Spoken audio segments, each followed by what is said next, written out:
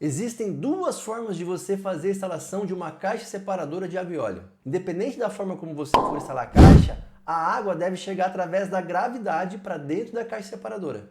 A primeira forma é você instalar a caixa separadora sobre o piso, sem a necessidade de fazer um buraco. Neste formato de instalação, você deve comprar junto com o equipamento um suporte, de acordo com a vazão do equipamento. Ele já vai instalado na caixa. Esse suporte evita que a pressão da água estufe a caixa. O único plástico aceito pela NBR 14605 para a fabricação da caixa separadora é o polietileno. Ele tem uma alta resistência química. Para você ter ideia, é o mesmo material que utilizam para armazenar ácido, mas ele é um pouco flexível, não resseca e não trinca com o tempo. Por isso a necessidade de instalar um suporte ao redor do equipamento. É muito importante verificar o local onde você for apoiar a caixa separadora esteja nivelado. Após verificado isso, você vai conectar a tubulação de entrada, conectar a tubulação de saída, encher a caixa com água limpa e seu equipamento já está liberado para funcionamento. A segunda forma de instalar a caixa separadora é embaixo do piso, seguindo essas seguintes etapas. A primeira coisa que você deve fazer antes de iniciar a instalação da caixa separadora de água e óleo é tirar as medidas da caixa que você comprou. Então você vai medir o comprimento da caixa, a largura e a altura da caixa. Essas medidas que você tirou vai te ajudar na hora de fazer o buraco para instalar a caixa separadora. Mas antes de você fazer esse buraco, você deve acrescentar em todas as medidas de 20 a 40 centímetros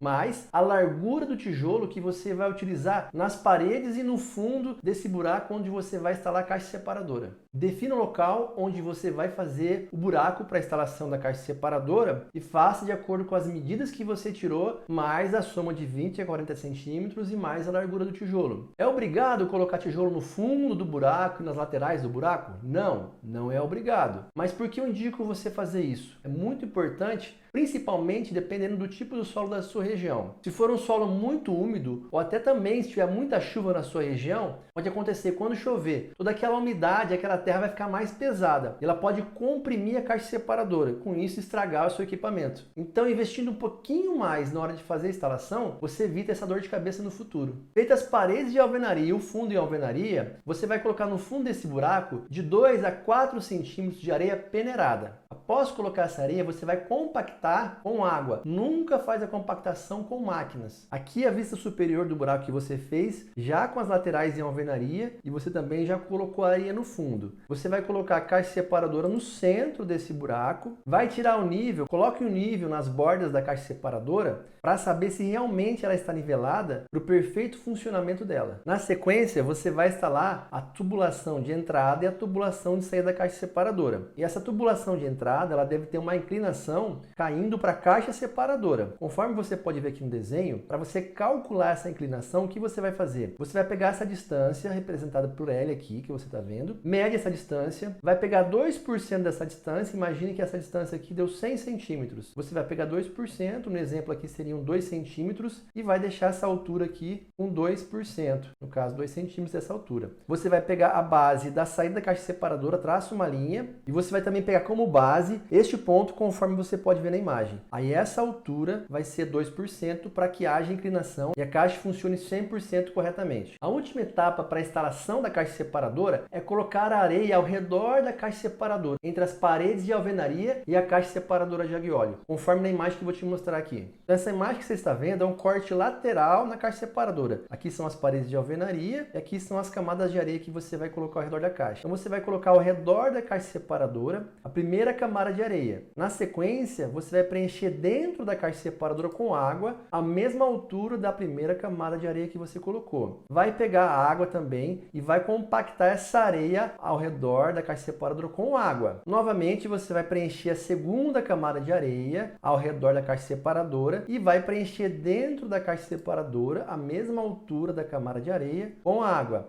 Compacta essa areia que está aqui fora com água novamente. Assim você faz até a penúltima camada.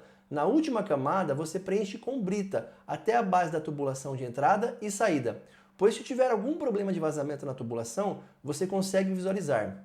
E a função da brita é facilitar a drenagem de água, caso chova ou de alguma forma escorra água ao redor da caixa separadora. Se você não fizer esse processo, você pode estragar sua caixa separadora. Imagine que você coloca areia ao redor da caixa e não vai completando com água internamente e vai compactando essa areia. O que vai acontecer? Provavelmente as paredes dessa caixa separadora vão fechar e você vai perder o seu equipamento. Ao contrário também, se você colocar água dentro da caixa separadora e não colocar areia ao redor, as paredes elas podem abrir aqui, pode estufar a caixa separadora e você também pode perder o seu equipamento. Quero lembrar você mais uma vez a importância, nunca vá compactar essa areia ao redor da caixa separadora com máquina, senão você pode estragar o seu equipamento, somente com água. E outro ponto importante, essa distância aqui entre a caixa separadora e a parede de alvenaria, eu indico que seja no máximo de 40 centímetros. Pois se for uma distância muito maior que isso, a pressão dessa areia aqui, ela pode exercer aqui sobre a parede da caixa e também acontecer da caixa separadora ser esmagada e as paredes serem fechadas. Pois eu já peguei casos onde a distância entre a caixa separadora e a parede era muito grande e essa areia toda ao redor da caixa separadora acabou esmagando a caixa e perdeu o equipamento. E se você está em dúvida qual vazão de caixa separadora vai atender a necessidade do seu negócio, é só clicar no botão do WhatsApp ou no chat que aparece no nosso site, que um de nossos especialistas em caixa separadora vai fazer esse dimensionamento para você gratuitamente. Assim você vai ter certeza que o equipamento realmente vai funcionar e que você não vai ter problemas com o órgão ambiental. Agora, se você já sabe qual caixa vai atender a sua necessidade, é só comprar esse equipamento que nós enviamos para todo o Brasil.